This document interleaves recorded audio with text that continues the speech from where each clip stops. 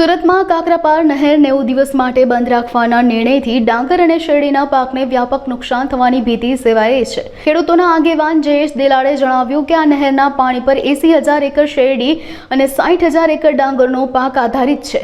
જો નહેર આટલા લાંબા સમય માટે બંધ રહેશે તો આ પાકને ભારે નુકસાન થશે।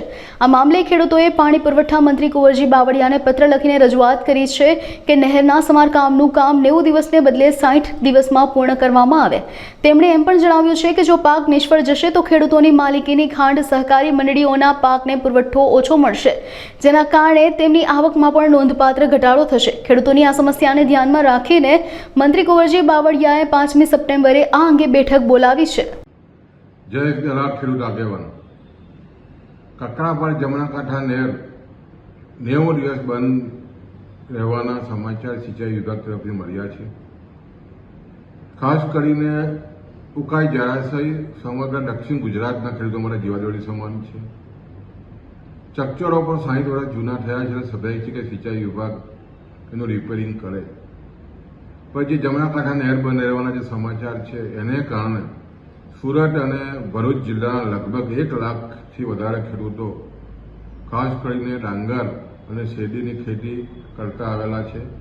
અને ખાસ કરીને જે સ્થિતિ બનવાની છે, ખાસ કરીને જ્યારે ડિસેમ્બર મહિનામાં નહેર બંધ રહેવાની જે વાત થઈ રહી છે એને કારણે શેરડીમાં ખૂબ જ મોટું ઉત્પાદકતા ઘટશે। સાથે સાથે ખાસ કરીને હાંસોદ, ઓલપાડ, મંગરોળ વિસ્તારના જે કાંઠા વિસ્તારના જે નાના નાના ખેડૂતો છે એ લોકો ઉનાળુ ડાંગર બનાવે છે અને લગભગ 60,000 થી 70,000 એકરમાં ઉનાળુ ડાંગર બને છે અને મુખ્ય પિયત વ્યવસ્થા આ જળાશયની છે। જો આ બંધ રાખવામાં આવશે તો ઉનાળુ પાક ધોવાઈ જશે, શેરડીમાં ઉત્પાદકતા ખોરવાશે, એટલે લાખો રૂપિયાનું નુકસાન ખેડૂતોને જવા થઈ રહ્યું છે। જ્યારે ટેકનોલોજીનો સમય છે, ટેકનોલોજીમાં ઝડપથી સિવિલના કામો હવે મોટી મોટી કંપનીઓ ભારત દેશમાં પણ કરી રહી છે, બંધ બનાવી રહી છે, નહેર બનાવી રહી છે।